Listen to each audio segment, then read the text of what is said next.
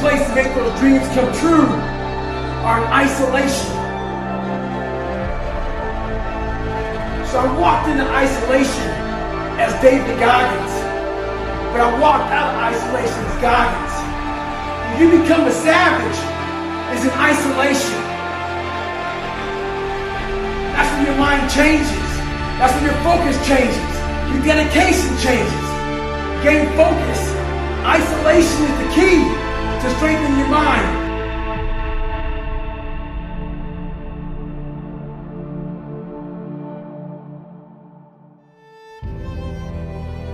You know, one way of looking at unhappiness is people who are in one way or another in a tunnel. They say, the only way to live is this way. They're not happy with it, but it seems the only way. I've got to love this person, though it's not making me happy. I've got to do this job, though it's a prison. I've got to live in this place, though I don't like it. You know, we can unpick some of those things and say, really? Is that absolutely necessary? Where human beings are brilliant at building themselves cages and throwing away the key.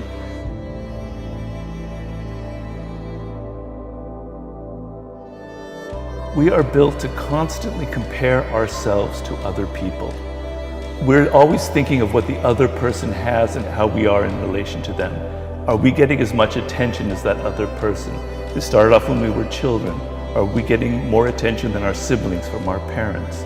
So we're continually comparing ourselves in rank, in power, in status to the people around us.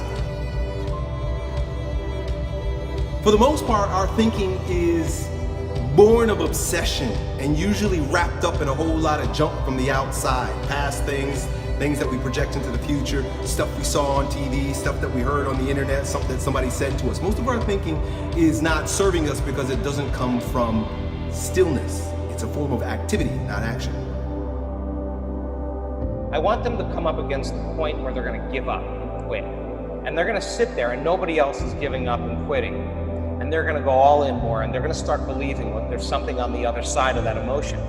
They're going to believe that there's something past the story of their past because they're stretching themselves out of the known. And it takes a tremendous amount of awareness, repetition, information, model building, sharing, understanding, experiencing to finally have a person get to the point where they just let go. You better be real careful with the words that you tell yourself, because that right there, how you view yourself, how you talk to yourself, how you look in the mirror and how you perceive yourself, that's the same way you're going to see the world, the same way you're going to talk to the world, and the same thing you're going to get out of the world. So you better be real careful on the story you tell yourself on how you feel about yourself. Otherwise, what are you going to expect? The origin of wisdom, according to the Greeks, was know thyself, right? And I believe that very firmly, that knowledge about who you are is an end in itself and will help you in so many ways become that human being that I think we all have the potential to become. The first and most important thing is that you have to understand that if 95% of who you are is a set of unconscious programs, then the first step is lighting a match in a dark place. If you want to become someone else, you got to become aware of who you are. How you can change your circumstances by changing your attitude. Your attitude towards life will determine what you get. If you're avoidant and hostile towards people, a hostile person will tend to create hostility around him. Revelation is very clear. Revelation is very eminent. Revelation is what's being revealed to you, what's right in front of your eyes. If only you stop thinking.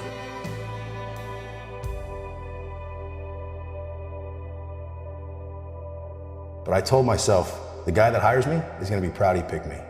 So what do you got to do? You got to show up every day. And what happened is I was on this path. Here's that path right there. It just glows.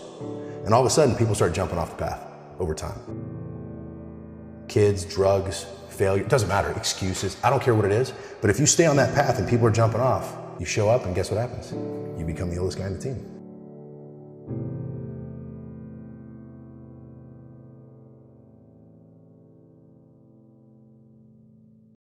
I think that you don't suffer less, you suffer differently. And the most important thing is if you're not alone.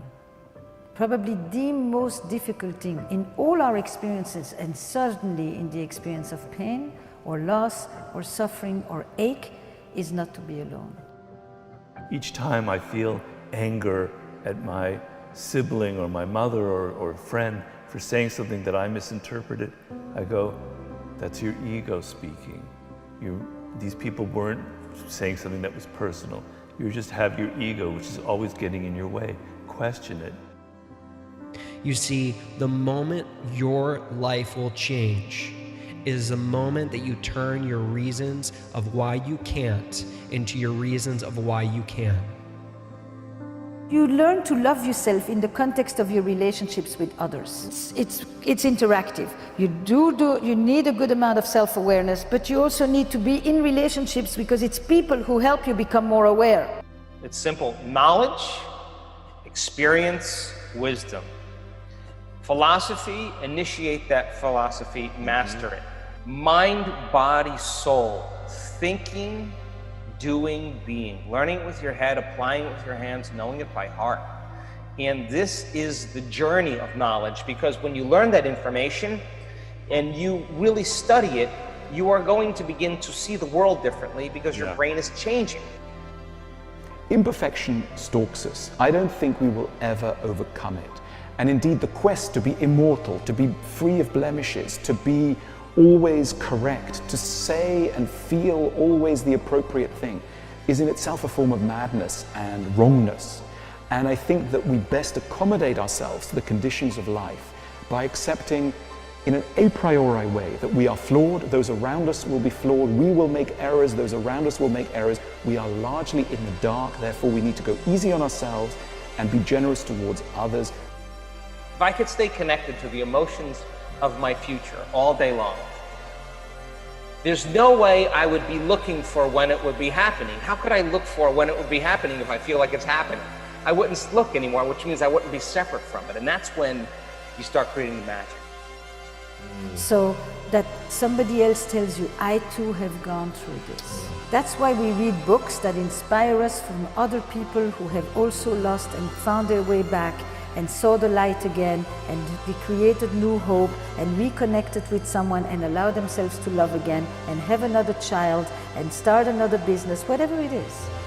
You know, you go through it, but you have a sense that there is that thing called going through it and that you can come out of it on the other side, that there is hope. You want to love life. You want to love fate. And what fate means, things happen to you you can't control. You didn't control who your parents are. You didn't control what city you were born into, what school you went into. You didn't control whether you were born rich or poor, right? There's much you can't control, that's fate. Accept it for what it is. Stop whining and stop going, I want something else. Embrace your world, your life. Our fear of death is probably the greatest influence on our behavior.